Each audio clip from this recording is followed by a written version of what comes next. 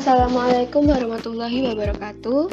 Di sini kami dari kelompok 5 praktik statistik dengan anggota Risma Aprilianti, Nadifa Cindy Rahmadani, Amala Rizky Rosadini, Dika Aji Prasetyo, Novita Sasadila Maulida. Di sini kelompok kami akan menjelaskan tentang pengujian hipotesis asosiatif. Pengertian hipotesis asosiatif yaitu dugaan tentang adanya hubungan antar variabel dalam aplikasi yang akan diuji melalui hubungan antar variabel dalam sampel yang diambil dari populasi tersebut. Tujuan hipotesis asosiatif yaitu digunakan untuk mencari hubungan antara dua variabel atau lebih dilakukan dengan menghitung korelasi antar variabel yang akan dicari hubungannya. Hipotesis asosiatif terdapat dua, yaitu statistik parametrik dan statistik non-parametrik. Statistik parametrik dibagi menjadi tiga, yaitu korelasi produk momen, korelasi ganda, korelasi parsial.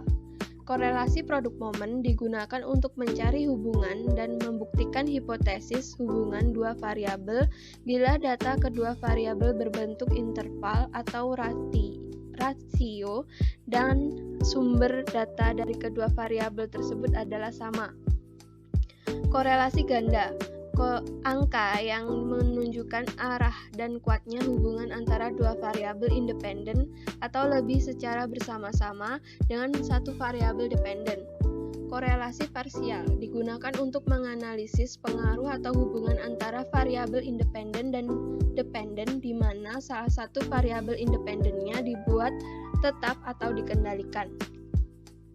Sementara statistik non-parametrik ada dua, yaitu koefisien kontingensi dan korelasi Spearman-Rank. Koefisien kontingensi merupakan alat uji ini digunakan untuk menghitung hubungan antara variabel bila datanya nominal. Korelasi Spearman-Rank digunakan untuk mencari hubungan atau untuk menguji signifikansi hipotesis asosiatif bila masing-masing variabel yang dihubungkan berbentuk ordinal dan sampelnya kecil. Pengujian hipotesis asosiatif terdapat kriteria, yaitu nilai R 0,0 sampai dengan 0,20 sama dengan tidak ada korelasi. Nilai R 0,21 sampai dengan 0,40 sama dengan korelasi lemah. Nilai R 0,41 sampai dengan 0,60 korelasi sedang. Nilai R 0,61 sampai dengan 0,80 korelasi kuat. Nilai R 0,81 sampai dengan 100 sama dengan korelasi sempurna.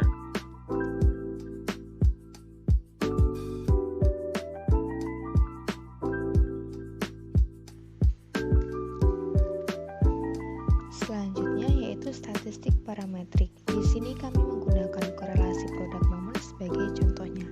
Berikut ini cara uji korelasi produk momen. Kita klik variabel view. Lalu yang pertama pada name kita isi X, desimal kita nolkan, label kita isi motivasi. Yang kedua name kita isi Y, desimal kita isi 0, label kita isi prestasi. Lalu kita klik data view. Sebelumnya kita sudah menyediakan datanya sebagai berikut. Kita menyediakan 50 sampel. Lalu kita copy dan kita paste pada SPSS. Lalu untuk menguji korelasinya, kita klik analyze. Correlate, kita pilih bivariate. Pada dialog box terdapat motivasi dan prestasi.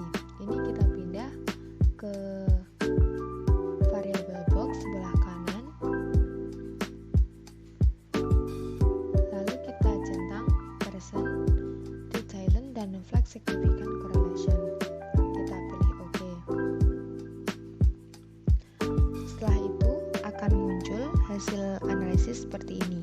Dengan melihat output analisis, pada nilai signifikasi kurang dari 0,05.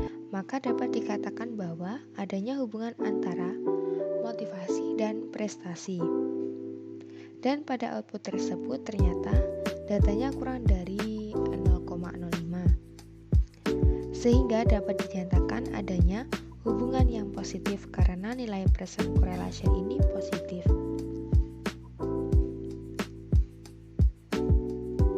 Selain itu, kita juga dapat melihat dari nilai present correlation dengan cara kita mengamati petik di belakang angka. Di belakang angka ini, entah itu petik 1 ataupun petik 2. Petik 1 atau 2 tersebut menandakan adanya hubungan antara variabel independen terhadap variabel dependen. Dan pada data yang terdapat 2 tanda petik, maka bisa digunakan untuk taraf signifikasi 0,01. Dan pada data yang terdapat 1 tanda petik, maka bisa digunakan untuk taraf signifikasi 0,05. Melihat data tersebut, hasilnya adalah 0,96. Hasilnya adalah 0,964. Apakah data tersebut lebih besar dari tabel R atau tidak? Kita akan tahu setelah kita melihat R tabel terlebih dahulu. Ini adalah R tabel untuk produk momen. Karena tadi kita menyediakan 55 sampel, jadi kita akan mencari 55. N adalah sampel, jadi kita nanti akan terfokus pada taraf signifikasi 5%. Jadi taraf signifikan untuk sampel 55 adalah 0,266. Hasilnya 0,964 ini lebih dari nilai tabel. Yang nilai tabelnya tadi adalah 0,266. Dikatakan bahwa adanya hubungan yang positif dan signifikan antara motivasi dan prestasi. Dari tabel output tersebut dikatakan bahwa koefisien korelasi antara motivasi dan prestasi adalah 0,964 disertai signifikan 0,000. Berdasarkan kriteria keputusan di atas, maka dapat disimpulkan bahwa korelasi dari kedua variabel tersebut adalah signifikan. Oleh karena itu, signifikan yang menyertai lebih kecil dari 0,05 atau 0,000 lebih kecil dari 0,05. Korelasi yang terjadi bersifat positif. Artinya, apabila variabel bebas atau independen meningkat, maka akan disertai oleh meningkatnya variabel terikat atau dependen. Korelasi yang terjadi berada dalam kategori yang sangat kuat.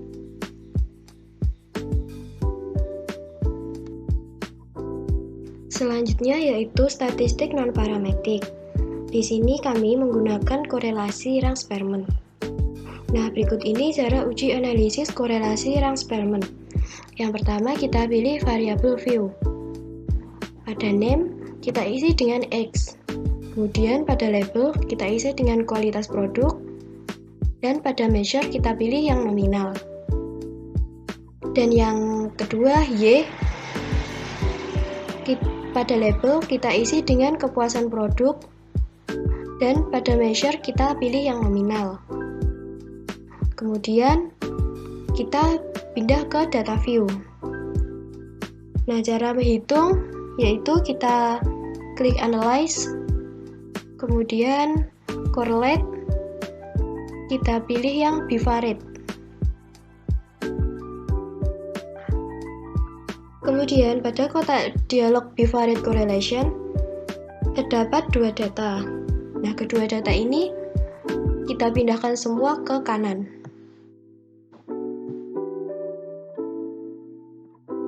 Kemudian correlate coefficient, kita pilih yang Spearman. Test of significance, kita pilih yang two-tailed. Jangan lupa kita centang pada flag significant correlation, kemudian kita klik OK.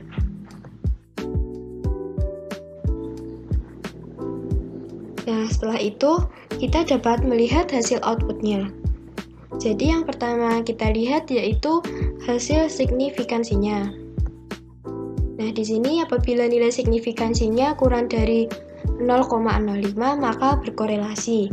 Bisa kita lihat bahwa nilai signifikansi yang kita dapat di sini yaitu 0,02. Ini lebih kecil dari 0,05. Maka terdapat hubungan antara kualitas produk dengan kepuasan konsumen. Jadi yang diterima adalah HA. Selanjutnya, pada correlation coefficient diperoleh sebesar 0,838. Maka nilai ini menandakan hubungan yang tinggi antara kualitas produk dan kepuasan konsumen. Nah, sekian penjelasan dari kelompok kami. Kurang lebihnya kami mohon maaf. Wassalamualaikum